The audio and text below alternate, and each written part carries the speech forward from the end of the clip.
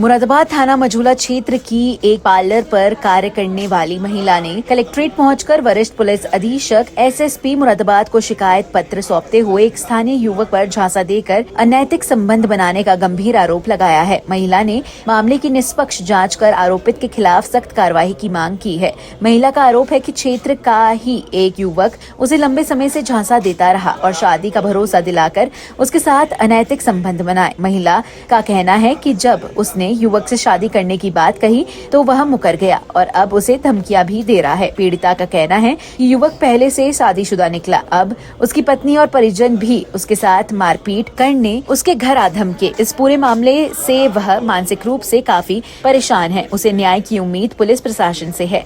मंगलवार को पीड़िता अपने परिजनों और अधिवक्ता के साथ कलेक्ट्रेट पहुंची और एसएसपी को संबोधित शिकायत पत्र अधिकारियों को सौंपा। महिला ने प्रार्थना पत्र में आरोपित युवक के खिलाफ कानूनी कार्यवाही कर न्याय दिलाने की मांग की है। वहीं इस मामले में शिकायतकर्ता महिला के अधिवक्ता मोहम्मद एहतिसाम ने जानकारी देते हुए बताया कि उनकी मुफ्किल के साथ छलपूर्वक संबंध बनाए गए हैं।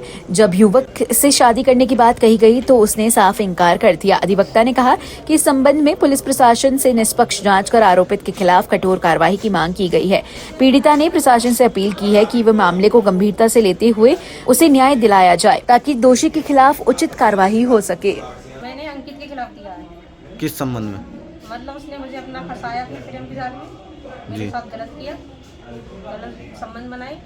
और उसके बाद में मैंने पूछा कि आपने ऐसा मेरे साथ क्यों किया। उसकी बीवी को पता चल गया। फिर उसकी बीवी को पता चलने के बाद मैंने उससे पूछा कि तुमने मेरे साथ इतना गलत क्यों किया, संबंध गलत क्यों बनाए। लेकिन उसने मेरी नहीं एक भी सुनवाई की। फिर उसके मतलब ससुराल वालों को पता चल गया। उसके ससुराल वाले, उसकी सास, उसके साले, उसकी वाइफ मेरे पार्लर पे आ गए। हाथापाई की उन्होंने, बदतमीजी की। उसके भाइयों ने मेरे साथ छेड़खानी की, मेरे साथ बहुत गलत किया। इसलिए मैं आज मैं आई हूँ। मेरी अभी कोई सुनवाई नहीं हुई थी। कब हुई थी जान पहचान, कैसे हुई थी? 1 साल हो गया। कैसे हुई थी? मतलब उसकी भी एक शॉप है। किस चीज़ की? आमने सामने शॉप है। अच्छा, तो आपको पहले कुंवारा बताता था वो? हाँ जी। क्या बोलता था? मतलब ये कुछ बताई अपने बारे में, मुझे तो बाद में पता चला। अच्छा, जब उसकी बीवी को पता चला तो आपने प्रार्थना पत्र दिया, उस पर कोई कार्रवाई की? नहीं, कोई कार्रवाई नहीं हुई, कोई सुनवाई नहीं हुई उसमें। थाने गए आप? बुलाया थाने? जी, थाने मुझे नहीं बुलाया, मैं थाने गई थी। जी। थाने वालों ने कोई सुनवाई नहीं की मेरे साथ। कौन सा थाना है? मझूला थाना। अभी कोई सुनवाई नहीं हुई है आपकी? जी, अभी कोई सुनवाई नहीं हुई है। क्या चाहते हैं आप? मैं इंसाफ चाहती हूँ। ये है कि एक अंकित नाम का व्यक्ति है और अंकित नाम का व्यक्ति ये पीड़ित है।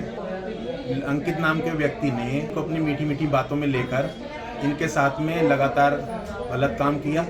इन्होंने उससे, और वो इनसे कहता था कि मैं तुझसे शादी करूंगा। शादी का झांसा देता रहा, शादी नहीं करी। और इसी दौरान इनको पता ही चला कि उसके पत्नी है और उसके बच्चे भी हैं। जब इन्होंने इसके बारे में कहा तो उसने क्या करा, अपनी पत्नी को और अपने साले को भेजकर इनके पार्लर में हमला कराया और पार्लर से कुछ सामान भी वगैरह भी लूट के ले गया। इसी दौरान इनसे लगभग 2 लाख रुपए नकद ले चुका है अलग अलग तारीखों में, और इनसे कई उपहार भी ले चुका है, इनसे मोबाइल भी ले चुका है। कुल मिलाकर मामला ये है कि इनके साथ बहुत गलत हुआ है। इसके परिप्रेक्ष्य में हमने प्रार्थना पत्र वरिष्ठ पुलिस अधीक्षक को दिया था। उस पर जब कार्रवाई नहीं हुई तो आज इसमें न्यायालय में 173 डाला है, जिसमें अब अग्रिम तिथि 1/4 लगी है। क्या मानते हैं, क्या उम्मीद रहेगी न्यायालय से? हमें न्यायालय से पूरी न्याय की उम्मीद है। पीड़ित हैं और इनके साथ जैसे जघन्य अपराध हुआ है, ऐसे अपराध में मुकदमा दर्ज ना होना दर्शाता है कि इनके साथ बहुत अन्याय हुआ है। अब हम न्यायालय से न्याय की उम्मीद रखते हुए न्यायालय में 173 डाला है। उम्मीद है हमारे मामले में न्यायालय गंभीरता से लेगी और इसमें हमारी 173 स्वीकार की जाकर मुकदमा दर्ज होगा।